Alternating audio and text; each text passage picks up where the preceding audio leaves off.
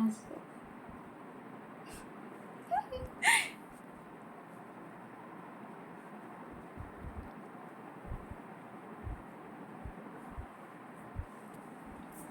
আমাকে হাসতে বলছে, তো আমি কি বিনা কারণে হাসতে পারি বলো? তোমরাই বলো, এই মেকআপ আর্টিস্টগুলোকে নিয়ে কি ঝামেলা বলো তো।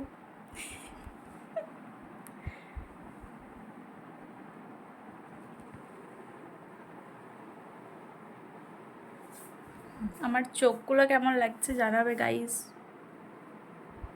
বলবে ভালো মেকআপ আর্টিস্ট নয়, ভালো সাজাতে পারেনি। না না, ওরকম কেউ বলে দিও না, কারণ খুবই সুন্দর, আমার মনের মতো হয়েছে চোখটা। আমি এরকমই চেয়েছিলাম। টানা টানা চোখ।